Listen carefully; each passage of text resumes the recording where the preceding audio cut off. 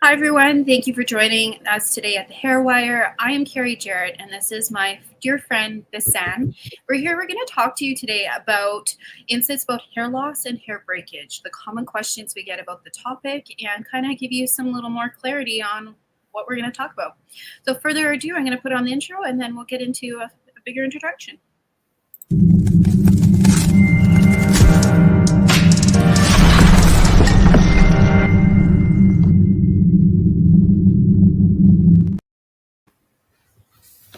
Hello. Well, thank you again. I'm excited for this topic. We get these common questions asked quite often, so we have a list of them that we're going to go through and answer them for you. But common things from a trichologist are, hair loss, of course. What is it? How does it start? And so we're just going to give you more understanding about the topic in hair loss and dive a little bit deeper. And then we're also going to talk about hair breakage. It's a big one that I'm getting right now, especially where I'm at. And I know Bisan's talking about dry hair where she is at. So we just thought it'd be a good topic to talk about, especially for those people trying to grow their hair out. So I'm Carrie Jarrett. I'm a trichologist and a veteran cosmetologist who's been a hair educator for many years. And Bisan, I'll let you introduce yourself here. Yes, hi everybody. My name is Bisan. I am a trichologist and I am very well interested in health and wellness, and that is related to hair loss. And I am so happy to be here with you today. I live in Florida, and now I am seeing, as Kerry was saying, I'm seeing a lot of dry scalps, though we live in humid weather, but the seasons is changing. And also to mention that our water in Florida is very hard. So I am seeing a lot of dryness in the hair, brittleness in the hair, and the scalp is always itchy and uncomfortable for people. So it's a very, very hot topic. So let's get into it. All right. Well, do you want to start with dry brittle hair? Or do you want to start with hair loss? Let's do the hair loss first. All I right. want to say, I want to actually say what I'm seeing from my clients lately, because the hard water in Florida, the hard water, as you may know, the minerals in it will participate or deposit around the hair follicles. Actually, they can go deeper if you pull the hair follicle out. In our hair analysis, when I pull the hair follicle out, actually you can see under the microscope the tiny crystals of salt and minerals on the hair follicle itself. So basically, if these deposits stays there for a long period of time, it's going to cause itchiness in the beginning, it's going to cause inflammation in the long run, and eventually you will lose that hair, because these minerals are going to be crystallized around your hair follicles, making the hair doesn't able to breathe properly, like the cellular oxygenation will decrease. Also, eventually, the hair will be not only suffocated, not enough nutrients will go there, because also the scalp itself, it's dry and itchy. And one mistake I'm seeing from a lot of ladies, especially because it's so itchy, we tend to, like itch really hard, and our nails are very, can scratch it. When you scratch, when you itch and scratch the surface of the scalp, you will have micro injuries over there. And with the sweaty weather outside, the humidity, what happens is the bacteria will start to build up in these micro injuries there, like micro, how do you say that, openings. And eventually this is will lead to another scalp disorder, which is like a totally different situation. So that's why I'm trying to say the important thing: if you have hard water anywhere in the world you live, try to use a softener. But for example, in my house, I cannot use a water softener because there was not a hook done in the architect of the house. Something my husband tells me about it all the time, I don't know that, but in a way I cannot do a softener for my whole house. I did invest in these showers, cap showers that has carbon filters in them. They are so good, but in a way they don't last more than 3-4 showers, because the hot water, it will, when it enters, the carbon will actually, it will ruin the carbon very quickly, or the charcoal, I'm saying. It has charcoal and carbon. It will ruin the charcoal very, very quickly. It will last longer if you shower with cold water, but who does that? I don't think I will do that. So basically, in a way, if you don't have a softener in your house, you're kind of stuck with the minerals depositing on the scalp and the hair itself too. And I see it in the hair, like on the scalp and on the hairs. As then it doesn't look like dandruff, but you can see it, you can feel it, you can hear it. Carrie, you always see, you say that you hear it, you hear it. It's like so dry, and there's sound in your hair strands. So in any case, for all the ladies who are suffering from this, the best thing to do is detox your scalp.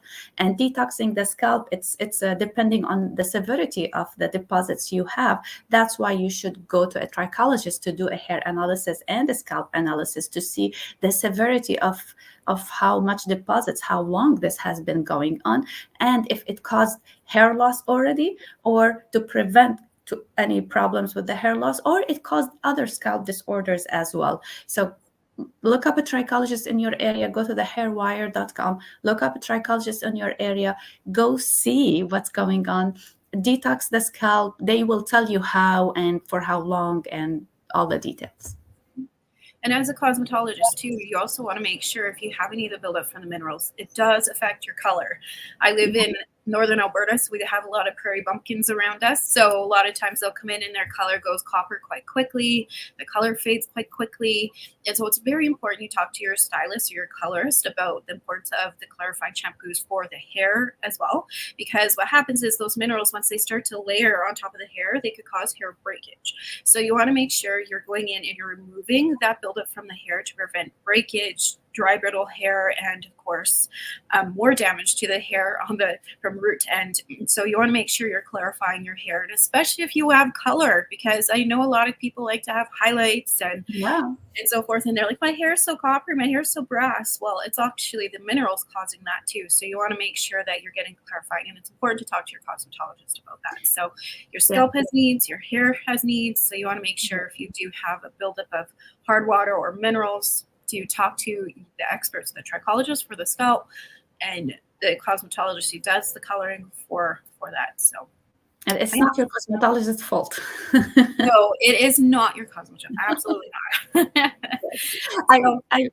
There's something like funny in a way. One client told me, okay, after I wash my hair and everything, if I just put drinking water, like the filtered water we drink, all above my hair, would it be good?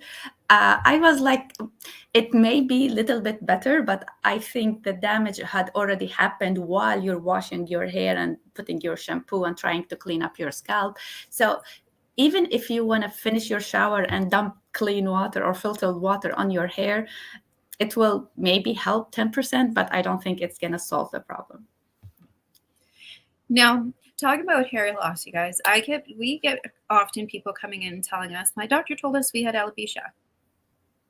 Well, guess what? There's more than one type of hair loss.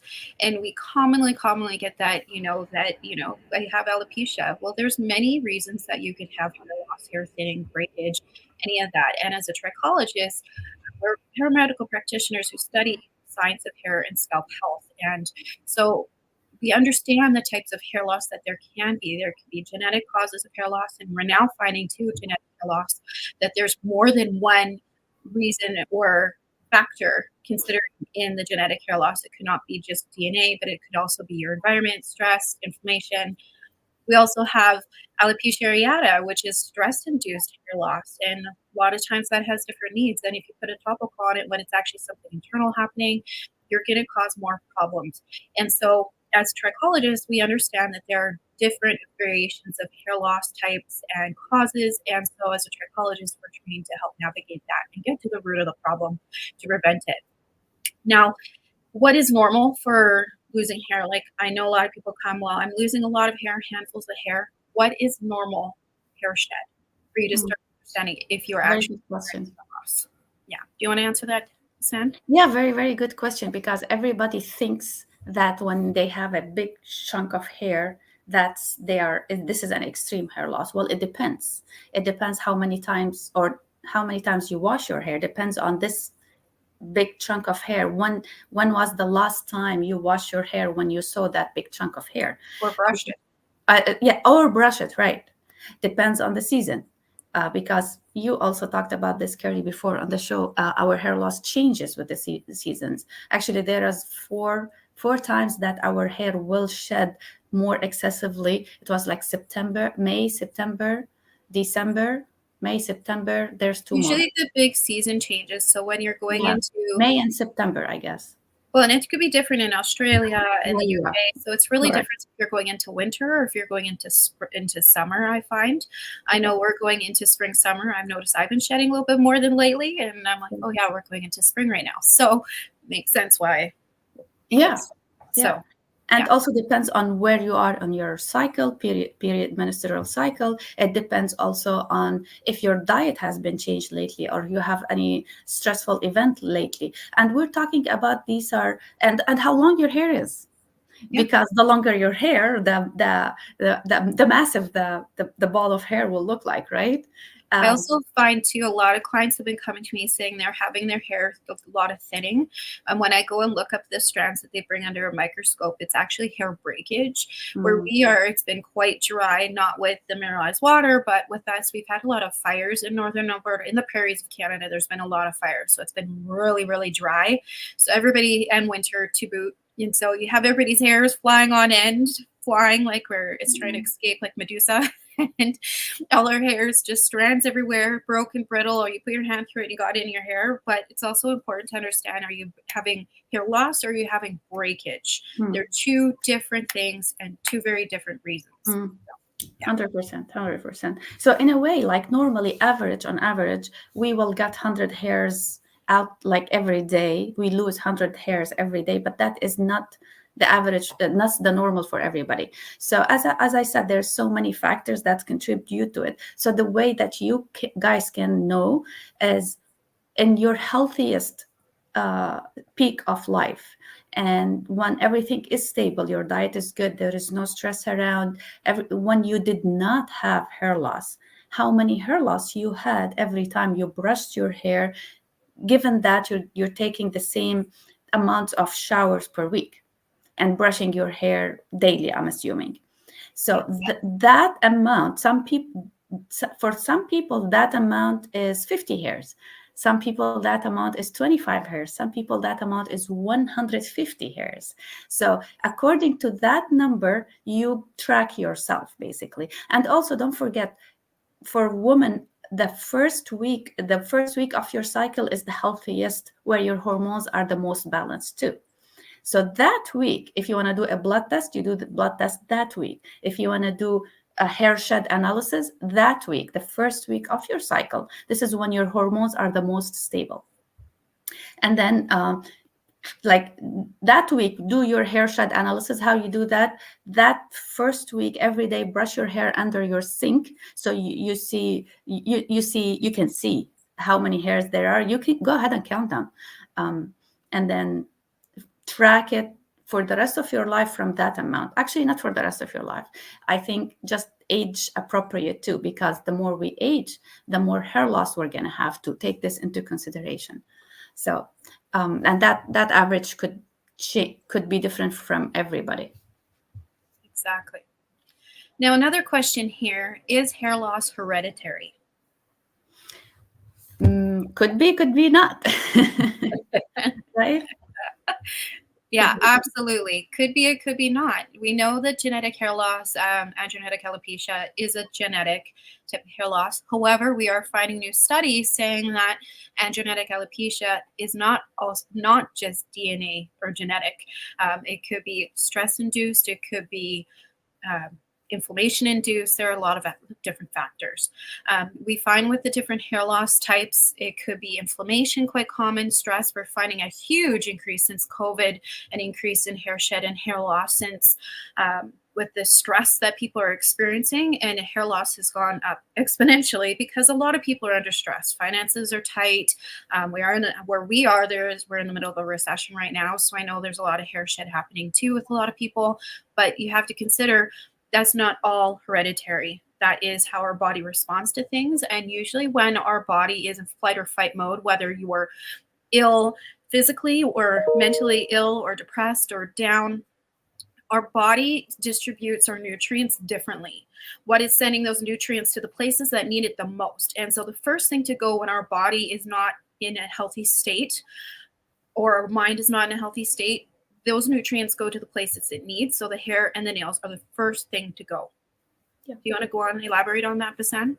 Yes, that's absolutely right. So depending on what's going in your life, and also so basically when we say androgenetic alopecia, the reason why it is androgenetic alopecia because of the pattern, how it looks like. For women, it will look like a Christmas tree, where you start thinning. The back of your head will look like a Christmas tree, actually.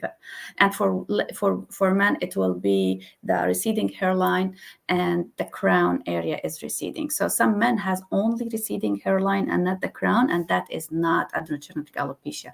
That's a totally different kind of alopecia. But also, let's just go back to the genetic part. The genetic part, the heredity part, I mean, the heredity part could be genetics, means you inherited it genetically from your parents, or it could be non-inherited from your parents. It could be just you are born with a genetic disposition to have hair loss in the future. So either or, they are called genetic hair loss, and either or, the pattern of the hair loss will be androgenetic alopecia pattern, which is the Christmas tree and the receding hairline with the crown hair loss.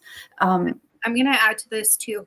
And just because you have it in your family and it could be hereditary doesn't mean that you're going to get it. Yeah. Epigenetics is the study of how our genes and our DNA transcribe each other based on the environment and influences around them.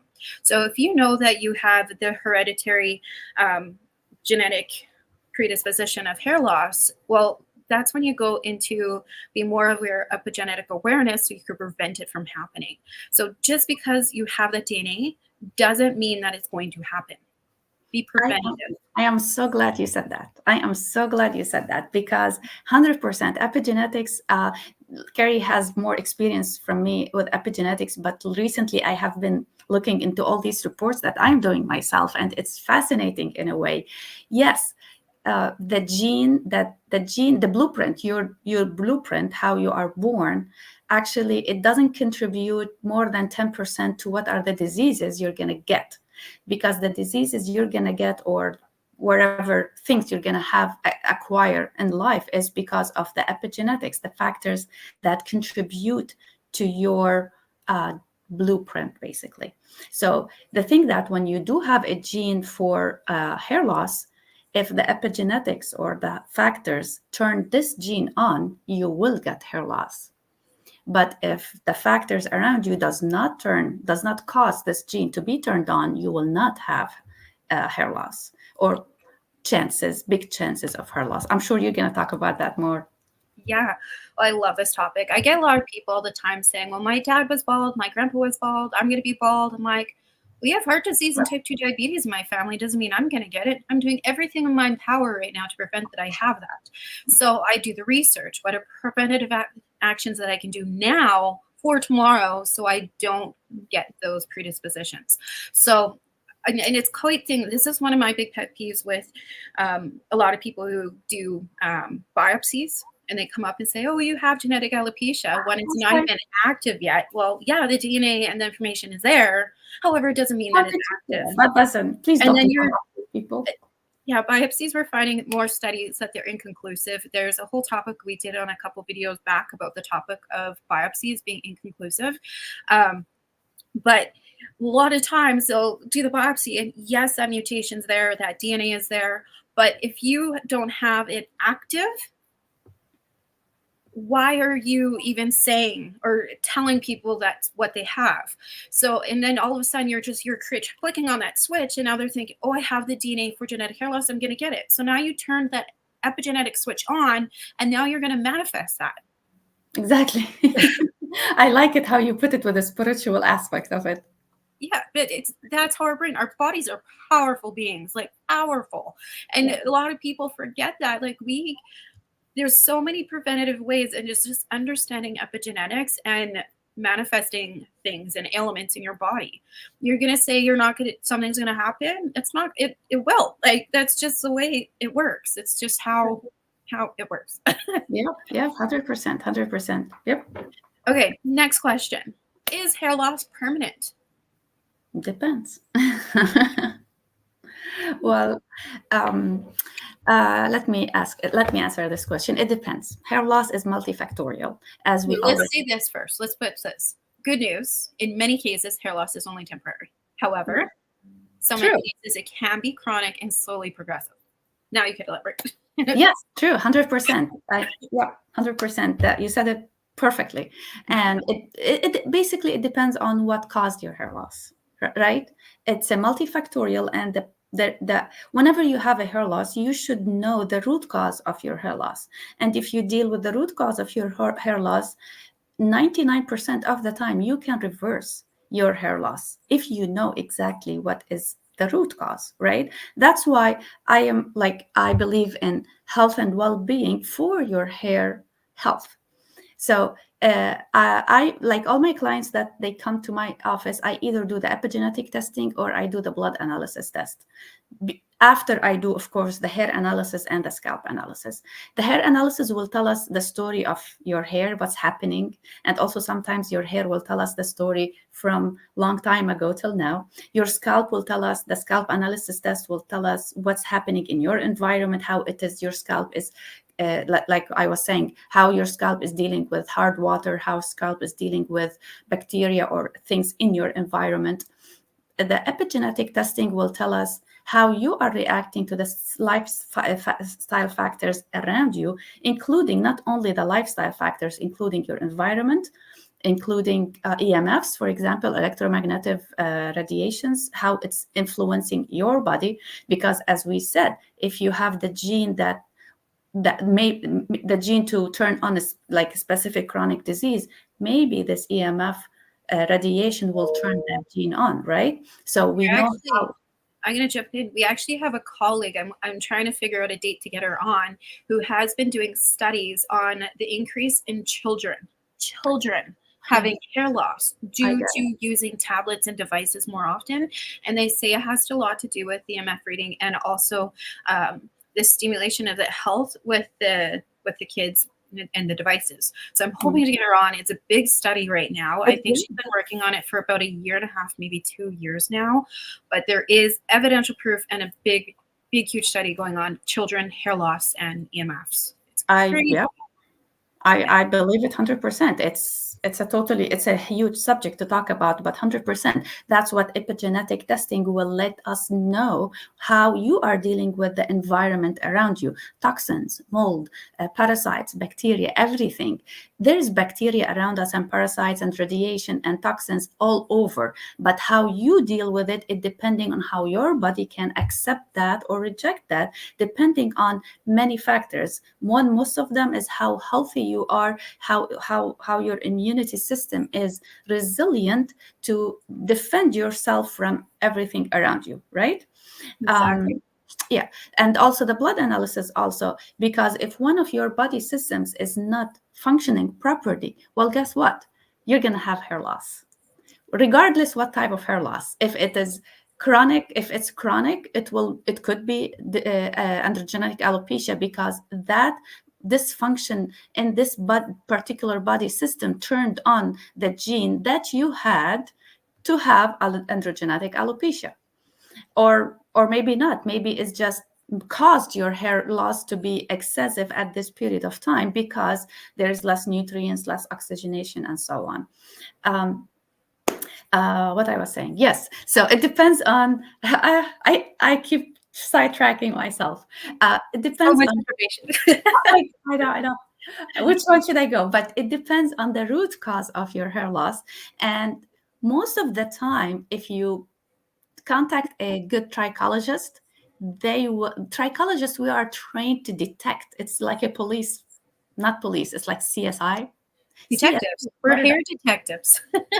It's CSI, right? CSI Miami, I right? don't know. We have Yeah. CSI Toronto, I Yes. think. Yeah. Oh, you're in Canada. You don't watch our TV show. No, we do. Oh, we watch all your shows, but I think the popular one here is CSI Toronto, I think. But I could be wrong. Yeah, I'm sure. So I'm gonna call it CSI Florida. There you go. So a trichologist will gather all this information, get to the root cause, and if you did the earliest you can actually detect the hair loss problem, or why the hair loss is happening, the better chances you have to reverse that hair loss. So no, hair loss is not permanent all the time, or 90% of the time. Now, here's one. I love this question. How does excessive washing, styling, or coloring affect hair? It does. It does. Excessive washing, it could, because if you're using hard water, if you're not using the correct shampoo, if you're gonna mess up with the pH of your scalp. You're gonna mess up with the microbiome of the scalp. You're gonna irritate your scalp, and you have scalp disorders leading to hair loss. And also, the hair itself will dry up if you're not using the correct a shampoo that is designed for your hair texture, for your, if you color your hair or not, or whatever. I think you can talk about that in a how you take care of your hair. Before that, I need to say that hair washing will not cause your hair loss, No. unless you are doing it wrong. Yeah. Right? Yep. Can you elaborate on that, please? Yeah. Well, my favorite one, a lot of people, a lot of hairstylists do that. And as a stylist, it's funny, I'm on a double-edged sword here, because as a trichologist, I prefer my clients wash their hair every day or every other day. Yeah. As a colorist, I want you to wash your hair once a week if you can. I don't want you to wash your hair. I know. But the thing is, it actually hinders your hair growth, and it actually works against you. So the less you wash it, and the dry shampoos, which are very detrimental to the hair growth cycle, if not done correctly. There are correct ways of using dry shampoo. But the thing is as a colorist, the more you wash it, the color is going to fade quicker, and it's going to dry out quicker. So, of course, I'm a stylist. You're my walking billboard. I do not want you to color your hair. However, it is working against you for having healthy hair growth. Yeah. Now, as a trichologist, I encourage people to wash your hair every day or every other day, because what you're doing is you're exfoliating the scalp. The skin on our scalp is the same skin as on our scalp as on our face. Would you go 4 or 5 days without washing your face? No, that's gross. You're going to get pimples. You're going to get Bacteria. gross, messy. Your scalp does the same thing. So it's very important to go in there and stimulate. And not only exfoliating and cleaning that scalp, but you're also going in, shampooing and massaging the scalp, increasing circulation to encourage hair growth. Correct. Now, when you're trying to prolong your hair extension, your color, or your blowout, that's when you're going to run into those issues, especially when you have fine hair. You've got to be very cautious of that. You're just going to cause you're working against you. So if you want to prolong your color and stimulate hair growth, what you want to do is make sure you're washing with the correct shampoos, making sure you're using salon quality color shampoos to prolong your color. You want to make sure you use cooler water than hotter water, because the hotter water is going to make it it's going to fade a lot faster. Hi, Kai. Please welcome to the show. Excited to see you. Hi, Kai. How are you? And so you want to make sure that you're taking care of your color by washing it the way the stylist intended you to take care of your hair. Your color's going to last. I wash my hair every other day. I do have sun-kissed hair, so I make sure I don't want to get the brass to come through. I want to make sure that tone lasts and stays a long time. So I'm washing with lukewarm to warm water. So it's very important that you do that. Stylists, don't get mad at me. I'm here for healthy hair. So I do encourage your client to wash your hair more often. Now, the reason I don't like dry shampoos, especially aerosol shampoo or dry shampoos, is when they get on the scalp, they actually clog the hair. They make the skin drier. So I just don't like them. If you do need to use a dry shampoo, the best way to use it is I like to get the ones in the powder form, not in an aerosol. Aerosol on the scalp is not good for the scalp and scalp health. As a trichologist, don't do it. But if you do need it for the colors and you want to make sure your color stays a long time, do a powder form and get a brush. I like to use a makeup brush or foundation brush, and I'll pull my hair up and I'll dip it into the powder, and I will brush just the root of my hair. I'm trying not to get any on my scalp. That will be enough for you to get the dry shampoo that you need without causing a dirty scalp. Okay. And also, like, if the scalp is covered, the follicles can't breathe. It will be really hard. Exactly. Now, you also too want to make sure that you're preventing breakage. You want to make sure you're using the styling products that's recommended to you by your stylist. Serums. I am a pusher of serums just because it helps nourish the hair, moisturize the hair, prevents static. It helps protects the hair from heat damage. Serums I can't push enough. I'm always pushing serums and the correct styling product for you to help your hair keep clean and moisturized. I find right now I have a lot of clients that are into, that electric round brush, hot fad right now where we are, but the amount of breakage that I'm seeing because of the poor education or knowledge that they have on how to use them, they think because it's a blow dryer brush, they could do it from wet to dry. No, Oh. that's actually false information. You want to make sure you dry your hair at least 60 to 80% before you use that round brush, but you're not doing it right out of the shower and drying it with that brush. That excessive heat, and especially with those bristles on wet hair, causes the hair to be stretched too much, causing breakage. Our hair is more elastic when it's wet, and especially after we've shampooed it. So next time you're in the shower, take a strand of hair and see how much you could stretch it. Now you have to think if you have that astringent brush on the hair, pulling it, especially when it's more elastic, and putting the heat on top of it, And it's wet. and you're going to cause a lot of damage. So you want to make sure you're learning how to use your tools. If you don't know how to use those tools, ask your stylist, what's the correct way to use this? I have quite a few clients that have went and got those brushes, and or not even clients, I have people I've seen in the city that come and reach out to me and ask me to fix their hair. And I see, I'm like, well, what have you been doing? Well, I've been using my brush from wet to dry. I'm like, well, where's your serum? Where's your heat protector? And they're like, oh, I didn't use it today. It takes once to burn your hair to cause the damage. So do it right off the hop. And especially if you want to prevent breakage and hair loss. Okay. Next one. Bisan, this one's for you. Okay. Can diet change the effect of hair health? Oh, 100%. 100%. This is why when we see people with diets like crash diets, the first thing they notice actually before they lose the weight, they lose a bunch of hair. That's the first thing they say. It's like, I lost more hair than I lost weight, because these diets are not, like crashing diets are not good for us anyway. So we said before in our show that the hair health, the health of the hair is very tightly, closely with how healthy you are. And if you don't take care of your body, of your diet, what happens is your hair is a non-essential tissue for your body. When you have nutrient deficiencies, when you don't eat properly, when you go long period of times without eating, I'm not talking about intermittent fasting, that's a different topic, but I'm saying not like this, that when sometimes people are stressed out and they don't eat properly, what happens is your cortisol will shoot up in the sky, and then you will be on a fight or flight mode, and then you eventually, if you keep doing that to your body, you will have small episodes of telogen effluvium where your body is so stressed out, cannot deliver any nutrients to your hair, and you will have more daily shedding than you could have. And of course, if you get like a big traumatic event during that time, you will get an acute telogen effluvium episode where you shed way too much.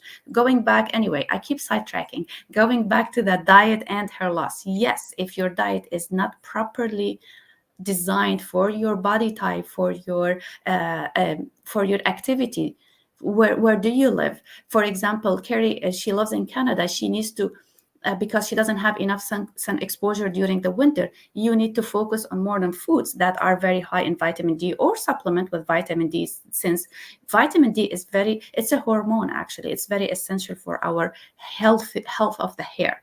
And also I believe 100% in doing blood tests every year. And in the States, actually, insurance will cover most of the blood tests, not all of them, the important one, but at least you will get an idea if something is wrong in your body. And if there's something wrong in your body, please go and dig deeper and maybe pay a little bit of extra, because here our insurance doesn't actually pay for the things that we really need to know that causes body dysfunction. They will just give us a general. It's amazing. I'm sidetracking again, but it's amazing. Most insurance companies in the United States, they don't pay for vitamin D test. Can you imagine that? Vitamin D is not important only for your hair. It's important for the vitality of you. I don't know, I don't get it. But anyway, so if anything that happens in your body system that is not regulated properly, that you don't have enough nutrients, you are not hydrated properly, the first thing that will suffer is your hair. Because again, your hair is a non-essential tissue, and your body cares about your lungs and your liver and your heart more than your hair. There's priorities, and you can see why. So any deficiency anywhere in your body, the first thing to suffer is your hair. Actually, I always say, I think it's a sign from God. It's a very kind sign. Then when we lose our hair, oh, I should actually dig deeper in my body to see, because you may not have symptoms of a disease. For example, if you're pre-diabetic, you're not going to know that you're pre-diabetic. How would you know? There's no symptoms for that. When a person get diabetic, you will have symptoms. Pre-diabetes does not have symptoms. It's a stealth mode. But if you have pre-diabetes, you can have hair loss, because there is this regulation in your body function. So when you do have hair loss, go dig deeper. God is sending you a sign. Go see what's going on in your body. Go get a And blood analysis. Go get a blood analysis, get a genetic test. because if, God forbid, if you're pre-diabetic, you can prevent yourself from being diabetic. And that came just because you lost unusual hair in your sink that month, for example, or that 6 weeks. That's going back to our first question. We had a question, what is the regular amount of hair shedding, right? When you do have irregular amount of hair shedding, that's why you should track your hair shedding cycles, basically. It is, excuse me, bless you. When it is more than, the regular shedding cycle, then you should seek more help, in details help, not the regular blood work. Now here, let's give you guys a couple head starts today for food that will help you with hair loss. I get this asked all the time, and it's actually our next question is, what foods stop hair fall? Well, first off, my top 3 recommendations for stopping hair fall are hydration. I can't stress that enough. Dehydrated people, you will lose your hair quicker. You'll lose elasticity in your skin. You'll be more tired. We're made of water, so you want to make sure you're hydrated. And I know it's so tough, like counting all your bottles and stuff, but I don't like counting bottles. I find it puts too much stress on us. And another thing to think about, we have so much to think about. So instead, what I recommend to a lot of my clients, if I'm getting them to really focus on hydration, I get them to monitor their urine. Urine is a great one to check out. If you find that your urine is too yellow, you're dehydrated. The more yellow it is, the more dehydrated you are. Your goal is to get that urine as clear as you can, or a banana, like a light banana yellow. That is going to make showing that you're highly hydrated. Urine tells you a lot. Like if there's a lot of bubbles in your urine, it could be your liver, it could be a lot of different issues. So, and same with your stools. So, after you go to the bathroom, it sounds gross, but your stools and your urine do tell a lot about what's going on in your health. If you're absorbing nutrients, if you're not absorbing nutrients, if your kidneys are not functioning or tired or depleted, but really focus on monitoring your urine. Now, if you come to me, and I've had a few clients like this say, hey, I do drink so much fluid, but my urine's still yellow. Well, guess what? It could be a mineral that you're lacking. So add a little bit of salt to your diet, and not just table salt. Use a quality salt like Himalayan salt. I use Celtic salt. That's my go-to. I might put a lemon water with a couple of Celtic salt pieces in there, and that will be my water for the day to just get some minerals in there, and it'll make a big difference on hydration for you and your body absorbing the hydration. Next one is not food, it's exercise. You guys, I can't stress this enough. Exercise makes your hair grow. It creates that energy. It stimulates circulation of the body. It gets oxygen to the brain. It distributes the blood and the everything that it needs to. It's so important to get that heart pumped. And it doesn't mean just walking. It means to get your heart rate up. Minimum 20 minutes a day. Even if it's 10 minutes in the morning, 10 minutes at night, I make sure if I'm doing laundry, I sprint up the stairs just to get my heart rate going, because that's going to stimulate that hair growth. And evidential proof of this, I have one of my cousins. She has very fine, thin hair. She's always struggled with it. And we've always been putting extensions. Well, this last year, she's gone into marathon running. She sat in my chair and asked me to thin her hair out. like Yeah. crazy. She asked me to thin her hair out. Her hair is so thick and long, but she's running, she's getting exercise, she's out there. Exercise is so critical for hair growth. And I find a lot of people who don't get enough exercise or their heart rate up, your hair is not the greatest. And you ever notice too, like when you go out on holidays and you're having fun, you're enjoying, you're resting, you're getting a lot of vitamin D, you're walking because you're getting exercise, you're entertaining, so you're drinking enough fluid because you're taking the time to nourish yourself. You ever notice how your hair is thicker and longer when you get back? Yep. It's because you're feeding what the body needs. And that shouldn't be just 1 week a year. This should be activities that you do every single day. And I know we can't stop and go to the beach every day, but they're finding those activities for you that light you up, that get you to exercise, that get you to do things that calm the nervous system. There are activities like that. Eating healthy, taking the time to eat healthy, not having mac and cheese every single day. Eating food that your body needs is so critical for hair growth. And the next one is joy. Soul food. Yes, we can have lots of food and proteins are really good for you. However, soul food, I can't stress enough for hair growth. And what I mean by soul food is we look at our physical body and feeding our physical body, but we have a spiritual body, our mental health, our spiritual health. We want to make sure we feed that too. And so what causes a lot of hair loss, and the majority of the hair losses we work with, are stress induced.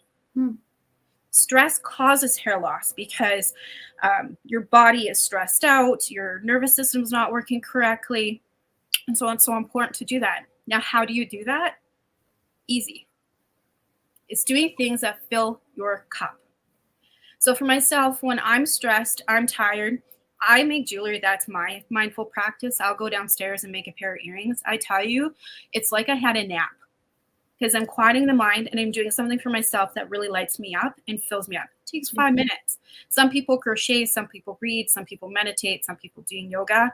But take note of those things that really make you feel good. And even if it's only 3 minutes here or 5 minutes here, there, that's enough soul food to nourish the soul. So it's so important. That'll help balance out the stress levels. Just like adding hot water to cold water, you want to neutralize the energy. So you have angry energy and you have happy energy that are going to feed you. Just adding that little bit hot to cold together is going to neutralize. And that is the goal. And that's why we want to do those activities that light and fill the soul. You're nodding at this, Miss San. Do you have anything to put in? I love it. I mean, everything you're saying is spot on. And I want to say something very funny in a way. Like sometimes, you know how we jug our water, like, when we jug our water, actually our body doesn't take it. You just pee it out without any cellular hydration. And properly, you have to sit down properly without hunching over, as I do, and then sip on your water throughout the day. Not like small sips, like good chunk of a sip. And of course, use clear glass, because these mugs, the mugs that we buy from everywhere, is like full of lead, full of chemicals. Who knows? They're made somewhere not safe.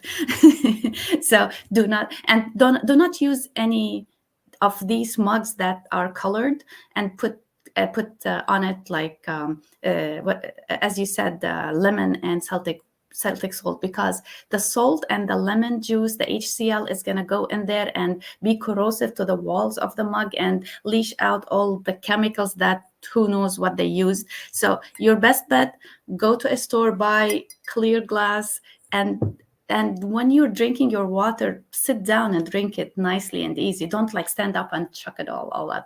Believe me, it makes a difference. Yeah, exactly. Now, for those who are saying, I don't have time for this, common, I hear it all the time. We have time for everything. It's priorities. It's priorities. You don't have time to be sick. So if you're setting up your body for success to be sick, you're on that route.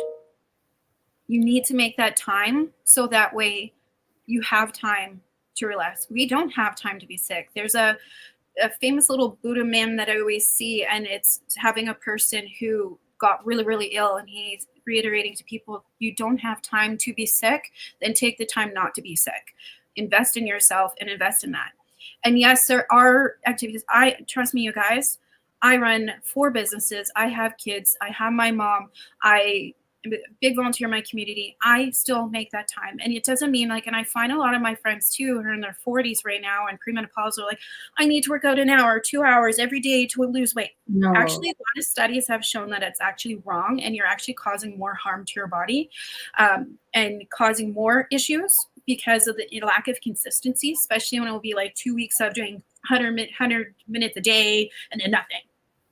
True. They say in showing studies, you could do enough for your body in under 17 minutes, even 10 minutes. Somebody even told me 7 minutes, but I'm going to say the magic number 20 minutes because that's usually I find the common denominator when I've been studying healthy habits for your body every day. Just 20 minutes is enough. You know, Actually, even some if research says 13. 13. Yeah, I've heard different Yeah, numbers. Just getting your heart rate up and doing some weight training, a little exercise is going to do big difference. And you don't have time. Well, there's different ways that can do it. I know there's a couple women that I follow, Michelle Parker. She does a lot of everyday exercises for you if you don't have time to have a gym at your home or go to a gym or take the time.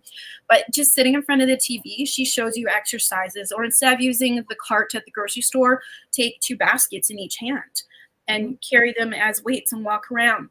Take the stairs instead of the elevator. There's a lot of different ways that you could save time and time hacks to exercise to make sure that you're getting your body in health. You don't have time now. Well, wait till you get sick. Yep. Okay. And your performance will decrease too. Pardon? Your performance will decrease. So whatever you guys doing, like whatever, like at work, in your life, if you're not taking care of yourself, you're not going to perform properly. Yeah. And they even show if the more you exercise, the more energy you get. 100%. And so people are like, well, I don't have energy. You just have to push through it. And I promise you, it gets easier and easier and easier. And then you'll wonder why you didn't do it sooner. Trust me. And be gentle with yourself too, because sometimes it's hard and we cannot pull through it. And sometimes life happens and you just roll with it. And don't be harsh on yourself. Nothing has to be perfect anyway.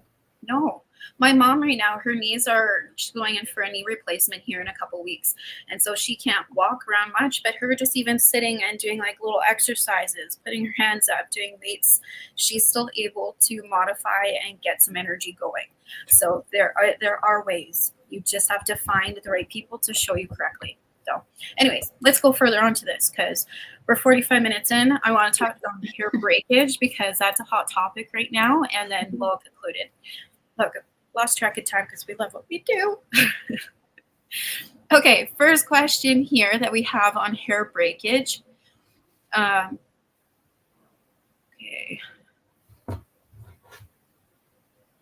How do you restore hair breakage?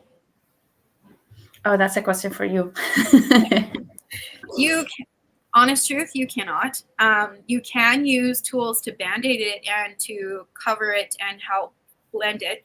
I see a lot of people pushing protein treatments and treatments. Yes, those do work to a degree. However, if you use them too much, what you can do is you could cause more damage. It's essentially you're depositing a protein on the breakage and layering it up. Eventually it gets too layered. It ends up snapping because there's too much. So you want to make sure you do it correctly when you're doing any treatments. Moisturizing treatments, not so much. They're moisturizing. You can never have too much moisture, in my opinion, especially where I am at. Yeah. But you want to make sure that you're using, if you are using a keratin treatment, a protein treatment, that you're using it correctly and not overusing it because you will cause more damage.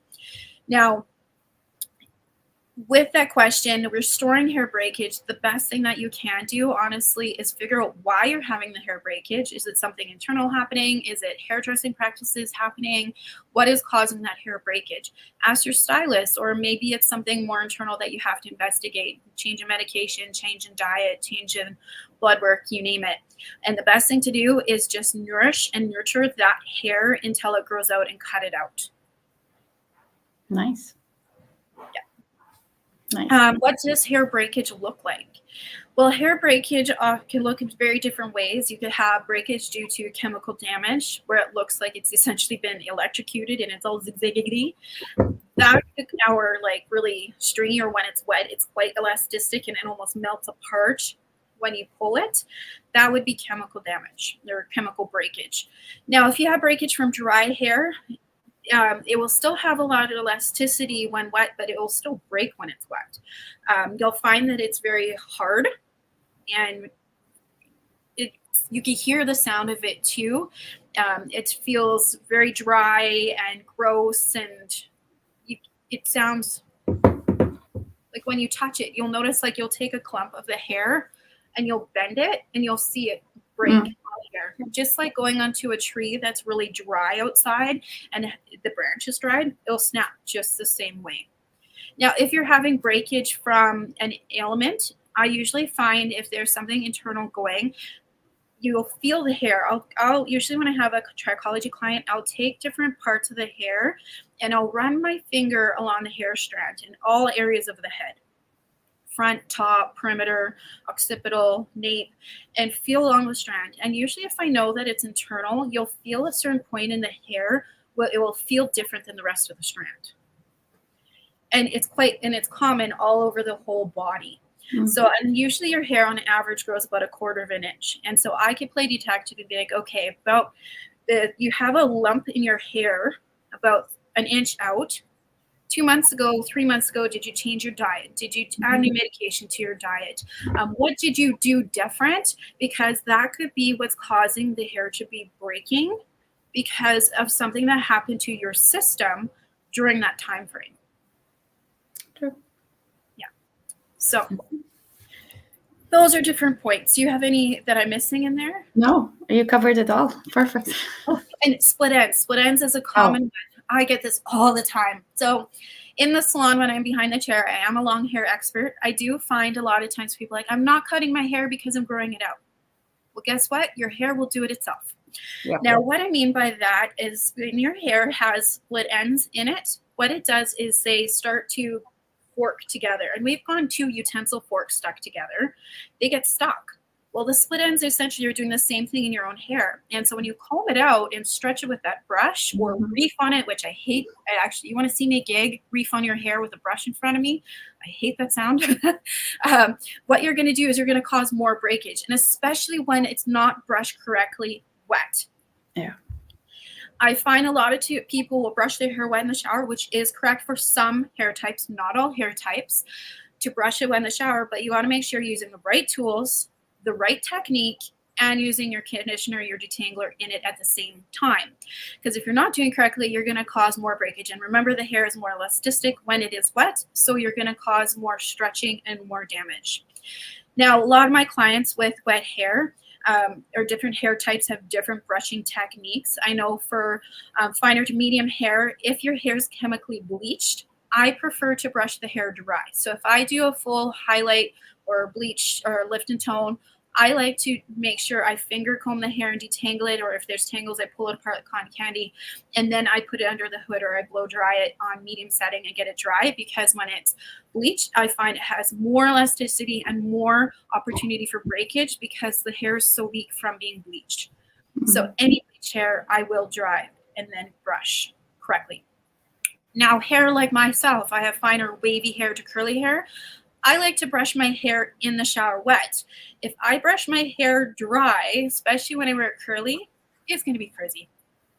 I'm going to have no shape. And so I want to make sure I'm in the shower brushing and detangling it. But when I'm in the shower, I'm brushing, I condition my hair, and then I put in a detangler after and use a correct brush and correct technique to brush my hair in the shower to get all the dead hair out, and then I follow suit. So if you don't know your technique, ask your cosmetologist. They're trained in this. They're supposed to know when to brush your hair, how to brush your hair, and we all have different needs. Colored hair, bleached hair, curly hair, kinky hair, straight hair, all have different needs and different ways of brushing your hair. Now with split ends, the reason you need to cut it is if you have the split end in there and you don't cut it out, people are like, just trim the ends. I've done little tutorials with this before, but if you have piece of hair with the little split end and you just go and trim and dust it, that split end is still there. You have to cut it above the split end. Otherwise, it's going to keep going up. And for those of you who go in, and this is for stylists, I get a lot of clients come in and they'll come in and be like, Carrie, I just want to trim. I just want the ends done. It's not a full haircut. So don't charge me full haircut. I'm sorry. As soon as I'm going in there with scissors and sectioning the hair, it's a haircut. Full haircut or not, it's a full haircut. So quick win and ask your stylist for just a cleanup. It's not fair to them at all. They know how to keep your hair healthy because they're trained in it. They're getting those split ends so you have healthy hair from root to end. And if you want to have healthy hair, honor that. Take care of that. If you want to grow your hair and have split ends, skip the haircut. Go for it. But don't take advantage of your stylist for just doing the ends. So, sorry, that's my going on. Stylist, I know we get this all the time. We're like, oh, just dust the ends, dust the ends. Why are you charging me a full cut? You just the ends. It's the same amount of time to cut full haircut and just dust the ends. Same amount of time. What else? Here's some other questions. What is the best vitamin for hair breakage? Well, breakage, it depends on the type of hair breakage you have. Depends on what you're lacking, you're needing. And if it's something internal, talk to your trichologist or your hair expert to find out exactly what's going on and what the issue may be. Because it might be something as simple as more hydration or changing your medication. Or, not changing your medication, adapting to your medication. Now, another thing with epigenetics, you guys, it's not about running from things and being like, oh, it's dangerous, I'm not going to use it. It's about adapting our body and evolving our body to adapt to the new way of doing things, especially when it comes to medication, if you need that medication. It's a balance. Build resilience. Build resilience too. Yeah. Build resilience, exactly. So, there we go. What else did I miss? What about postmenopausal hair? Postmenopausal hair. Oh, this one's a good one. Hassan, you go on this one. So it is. So postmenopausal hair, basic hair loss. Actually, it is caused primarily from the circulation in our body, lack of circulation in our body. Because as we get into menopause, the hormonal imbalances affects all our systems, and also the circulation will be a little bit slower, and it's not actually distributed properly. And as we said before, the least important tissue to your body is your hair. So I suggest with postmenopausal hair loss is to do your blood tests regularly. Make sure you don't have nutrient deficiencies at all, because it's not the time, right? Your hormones are playing games on you in a way, and the best way to do it is to speak to a hormonal therapist. Actually, I know a good one, a hormonal therapist that will help you navigate your symptoms and can actually give you suggestion for changing your diet.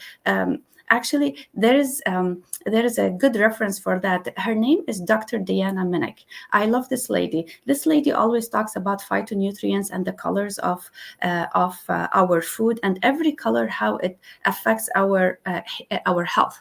So in most postmenopausal women, it's more important that we get more phytonutrients to help our blood to revive from all the imbalances and all the aches it's getting from the hormonal imbalances.